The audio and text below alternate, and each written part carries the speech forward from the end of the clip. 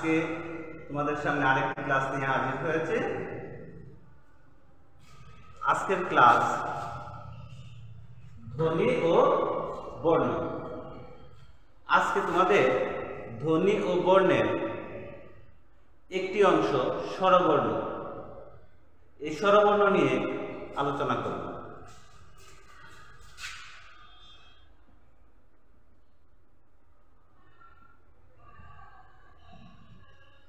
স্বরবর্ণ, তাহলে আসো আমরা প্রথমে জানি স্বরবর্ণ কি। যে বর্ণ অন্য বর্ণের সাহায্য ছাড়া নিজে নিজে উচ্চারিত হইতে পারে তাকে স্বরবর্ণ বলে।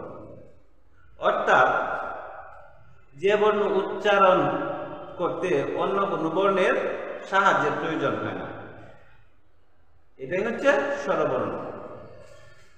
আচ্ছা দেখো, যে বর্ণ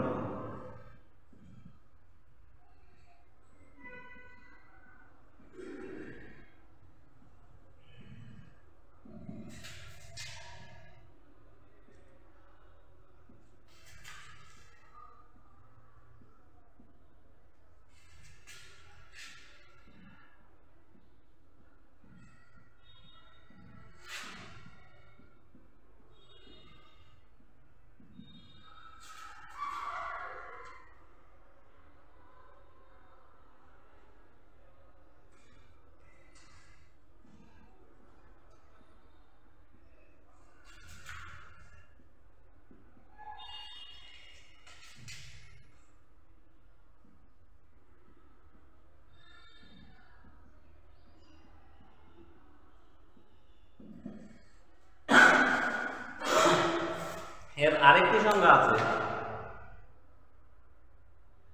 যে বর্ণ উচ্চারণ করতে ফুসফুস তাড়িত বাতাস বেরিয়ে যেতে মুখ বিবরের কোথাও কোনো প্রকার বাধাপ্রাপ্ত হয় না তাকে স্বরবর্ণ বলে। ফুসফুস তাড়িত বাতাস বেরিয়ে যেতে মুখ বিবরের কোথাও কোনো প্রকার বাধাপ্রাপ্ত না হয়ে যে বর্ণ উচ্চারিত হয় তাকে স্বরবর্ণ বলে। এবারে আসো আমরা স্বরবর্ণগুলো দেখি।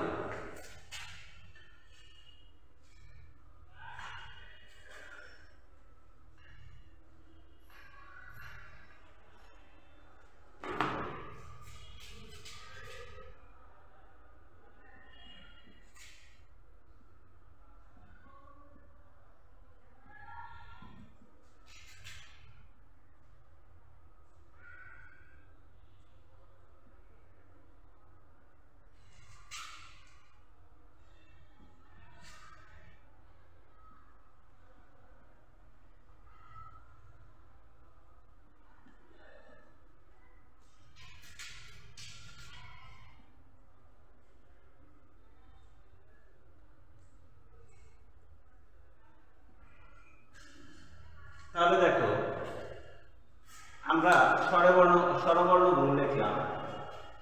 স্বর অ, স্বর আ, রস্ব ই, দীর্ঘ ই, রস্ব উ, দীর্ঘ উ, ঋ, এ, ওই, অ, ও। এখন দেখো এখানে তোমরা দেখো তো কোন বর্ণগুলোতে সম্পূর্ণ মাত্রা আছে। দেখো এখানে সম্পূর্ণ মাত্রা আছে স্বরে অ, স্বরে আ, রস্ব ই, দীর্ঘ ই, রস্ব উ, দীর্ঘ উ। এই ছয়টাতে পূর্ণ মাত্রা আছে। তাহলে পূর্ণ মাত্রার বর্ণ কয়টি? 6টি। পূর্ণ মাত্রার বর্ণ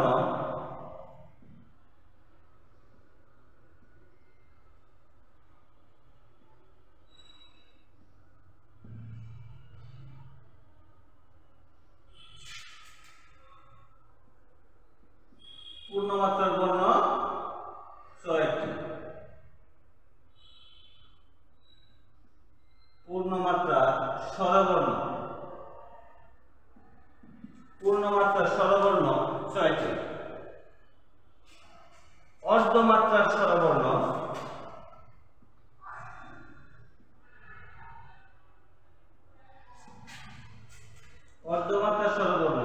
একটি, অর্ধমাত্রার স্বরবর্ণ একটি, আর সেটি হলো কি রি। তাহলে আসো এবারে দেখি মাত্রাবিহীন স্বরবর্ণ।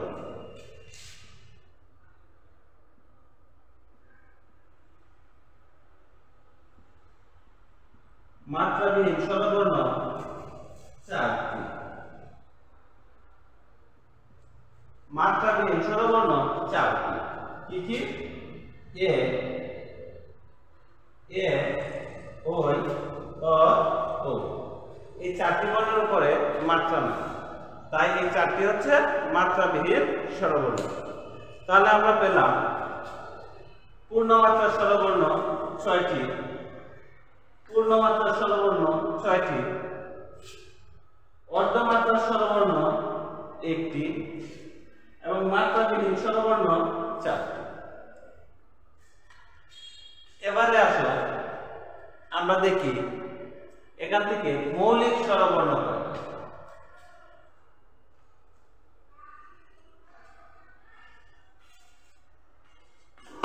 মৌলিক স্বরবর্ণ,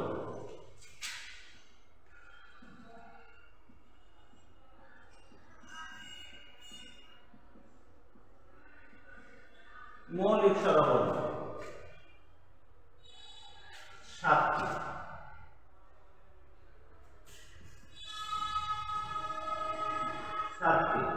মৌলিক স্বরবর্ণ 7টি। সেগুলো কি কি? আসো আমরা দেখি।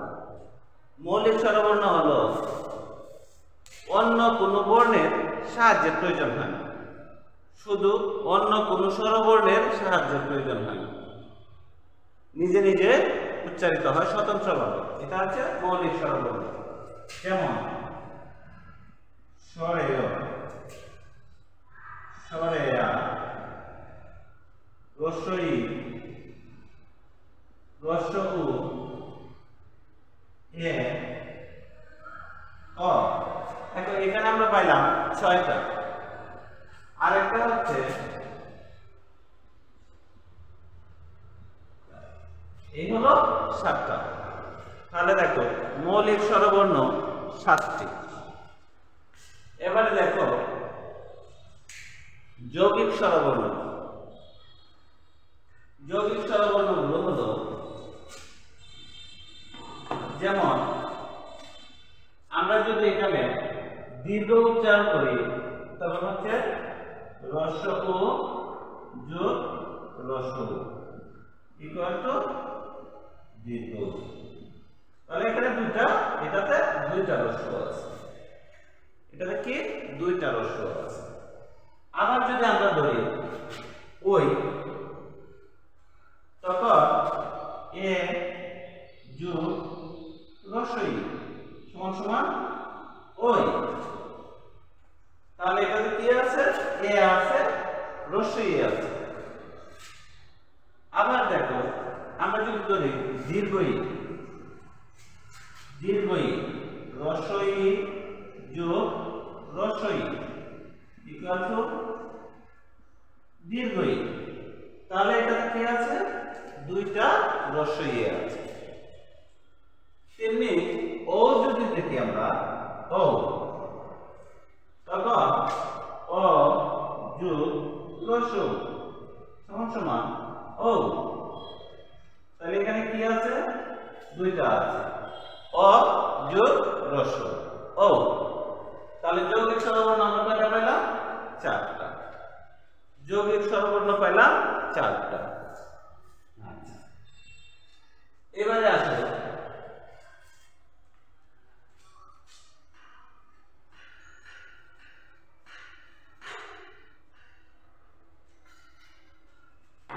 এবারে দেখি আমরা রি কি। আমরা মৌলিক স্বরবর্ণ পাইলাম, যৌগিক স্বরবর্ণ পাইলাম, কিন্তু রি, রি এটা মৌলিকও না যৌগিকও না, এটা স্বতন্ত্র। এরপরে আসো সংবৃত স্বরবর্ণ এবং বিবৃত স্বরবর্ণ। এবার আমরা দেখব সংবৃত স্বরবর্ণ এবং বিবৃত স্বরবর্ণ।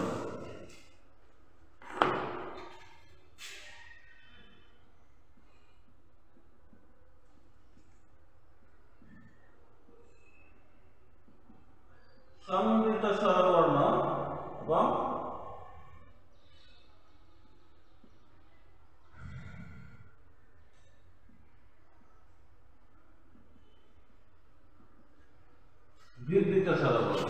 সংবৃত স্বরবর্ণটা হচ্ছে যে বর্ণ উচ্চারণ করতে আমাদের মুখ বিবরকে সংকীর্ণ করতে হয়, মুখের এই অংশকে সংকীর্ণ করতে হয়, তাকে সংবৃত স্বরবর্ণ বলে। যেমন অ, স্বরে অ, এটা উচ্চারণ করতে আমাদের মুখকে সংকুচিত করতে হয় বা সংবৃত করতে হয়, এটা হচ্ছে স্বরবর্ণ, সংবৃত স্বরবর্ণ। আর বিবৃত স্বরবর্ণ, যে বর্ণটি উচ্চারণ করতে আমাদের এই মুখ বিবরকে ঘোরো করতে হয়, তাকে বিবৃত স্বরবর্ণ বলে। যেমন আ উচ্চারণ করতে আমাদের এই মুখকে প্রশস্ত করতে হয়, ঠোঁট দুটিকে প্রশস্ত করতে হয়, এটাকে বলে বিবৃত স্বরবর্ণ। তাহলে এবার আমরা জানলাম সংবৃত স্বরবর্ণ কি এবং বিবৃত স্বরবর্ণ কি। মুখ বিবরকে ছোট করতে হয়, এটা হচ্ছে সংবৃত স্বরবর্ণ। মুখ বিবরকে প্রশস্ত বা বিবৃত করতে হয়, তাকে বলে বিবৃত স্বরবর্ণ। এবার আসুন কার। স্বরবর্ণের সংক্ষিপ্ত রূপকে কি বলে? স্বরবর্ণের সংক্ষিপ্ত রূপকে বলে কার।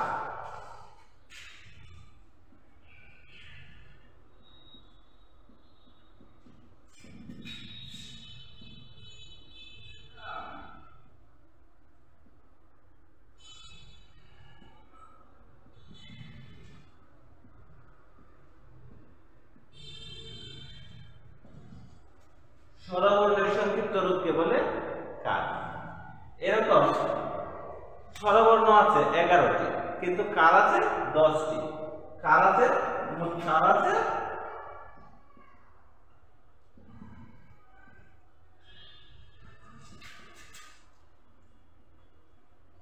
10টি। এই খারবিহীন বর্ণ হচ্ছে স্বরেয়, উদ্ধার কার নেই, স্বরেয় কার নেই, আর বাকি সবগুলো কার আছে। তো তোমরা নিশ্চয়ই বুঝতে পারছো আজকের স্বরবর্ণ সম্পর্কে। এরপরেও তোমাদের যদি কোনো প্রশ্ন থাকে তাহলে আমাকে জানাবে, আমি সেটা সমাধান করে দেব। আজকে এই পর্যন্তই। তোমরা এই করোনা মহামারীতে সর্বদাই সতর্ক থাকবে, সুস্থ থাকবে, ভালো থাকবে। ধন্যবাদ সবাইকে।